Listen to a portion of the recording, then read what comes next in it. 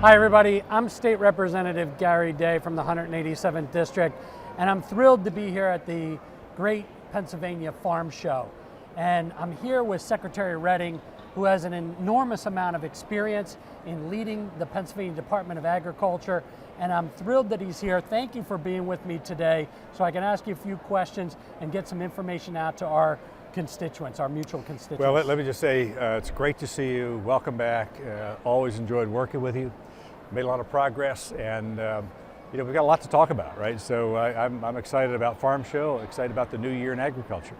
Thank you so much, Secretary. Yeah. You know, I have so many questions that I prepared to ask you, and we've got this big issue that's around now, Yeah. and I think people want to hear from you. You know, you've got your hands on the helm of everything that's going on with bird flu. Yeah. Could you give our constituents a little bit of insight into what's happening? I know you're doing a lot of things Yeah. to protect all the birds in agriculture, but and poultry and everything. So could you talk a little bit about that? Yeah, love to. I mean, I think we've all been reminded of the intersect between wildlife and production agriculture, right, with the snow geese. Yeah. And this has been a problem for years, and now up here in the Allentown and your district, right, Yes. that you now have high path AI in a wild migrating birds. That's not a good thing, just to say. High path AI is not new to us. We've had issues. It's not out there today in the commercial flocks. It's in the wild birds. So we've been very aggressive about testing, very aggressive about biosecurity measures. We're concerned about the mutation from avian to mammal. That happened last February in Texas and went to Colorado and California, so we've got a dairy issue we're dealing with. So just to reassure everybody, there's a lot of work being done. Right. Very active testing with our labs across the state. It is not in the commercial flocks. It is in that wild population, but it's being monitored. Yeah. And we're trying to keep it contained and suppressed. Is there anything in the force multiplier to let anybody watching this video, what can they do? They can contact my office and let us know about what are we looking for, or they could contact the department? Yeah. Well, first of all, if you see dead birds, right, migrating birds, contact your office, contact the Department of Ag. There's a Game Commission number as well. That would be very helpful, so we know sort of what's out there, sort of the citizen scientist, if you will, right? Right. What is it and what are you seeing? Don't handle them.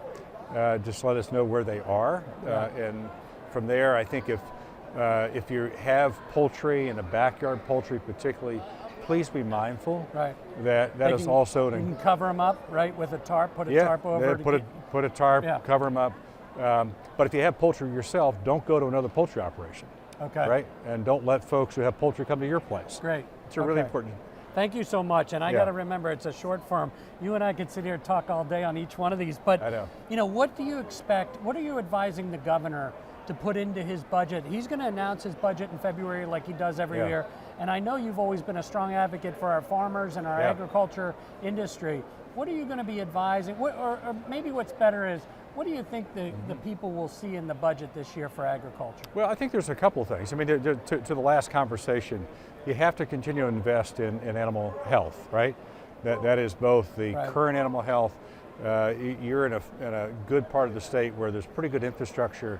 There are places in the western part of the state that have no animal health access, so making sure we do that and cover that. Innovation is part and parcel of being in this industry. We started last year with Innovation Fund. Want to continue to do that. Want to look at what we can do on issues around marketing. You've got to market this product. Yeah. This piece here is a good example where the hardwoods industry, how do we support them marketing the industry? So that's going to be my advice. Then I think you always have to be worried about food nutrition and workforce issues. Great. Another question I have from people is when our farmers are dealing with regulation and things from our municipalities and other regulatory agencies, we have the acre law. Yeah. I'm getting a lot of input to increase the funds available in the acre law. Can you talk a little bit about the acre law, and maybe have you heard the same thing, that we need to apply more dollars in that area or not? Well, I mean, the acre program has been around for 20 years. That has certainly been beneficial, by the way, to Pennsylvania. When I think back over history, we had a lot of conflict issues that needed to be mitigated. Acre law came along, Attorney General enforces that, of course, and those number of issues have declined, but there's still tough issues to manage, right? So I think from a funding standpoint, we're okay. But I think that what we hear all the time is the turnaround time of decision between when something is filed and finally resolved takes time. Right. Yeah. So the other thing I want to do is give you an opportunity to talk about this wonderful event here that we're at today. You're here, you make yourself available to all the legislators, all the citizen statesmen that come out here and represent the people in Pennsylvania. Yep. Can you talk a little bit about Farm Show and what it means, what people can do? I mean, we know that when people come here, there's all types of different foods available for people to try, but can you just talk about what's important to you this year? You're such a great ambassador for the Farm Show. Well, I'm always honored to host this, and I say often that this is a state-sponsored show, meaning that 109 years ago, the governors and legislatures agreed that we would, as a Commonwealth, celebrate agriculture. That's different than a marketing department or the Farm Show complex saying that. It's the state has said that. So it gives a special sort of framing to it.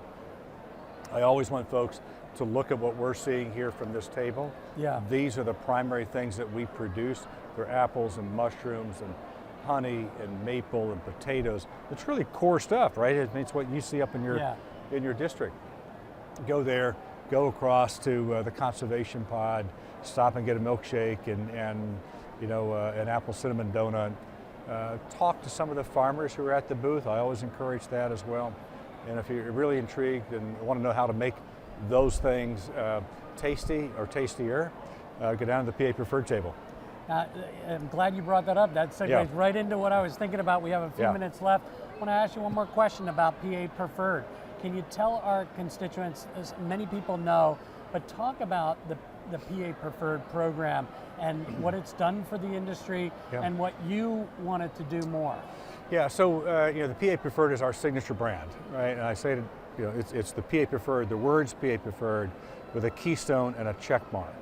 And we're very selective about that. We've got about 1,100 companies that use it. That's the reassurance to the consumer that it's from Pennsylvania, it's produced here, it's processed here, and when you support it, you're supporting the local community in a PA farm or a business. That's important. 20th anniversary, just celebrated. We've gone one step further and have added an organic component to PA Preferred, so you get those credentials plus the USDA certification. So a new initiative is to bring those two together.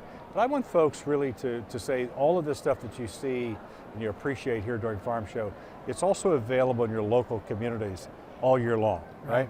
Really important. You don't have to come here. We welcome you here, but I want you to also support agriculture in the local community during the year. Is that farm stands? Is that finding out where it's available from the local farmers? Is that what that is? Well, it's two things. One, it's a marketplace recognition. Yeah. So the product itself carries that label of PA Preferred. So regardless of where it is, you'll know it's PA.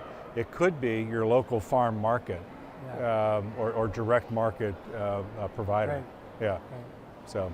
Well, that's all the time we have today with the Secretary. I really appreciate your time being here for me and my fellow colleagues to be able to bring information back to them. We have quite a big agricultural area in the 187th district. I'd like to thank you for watching this clip here today. And if you have any questions, make sure you contact me at my office. I'm State Representative Gary Day. Thanks for watching this video.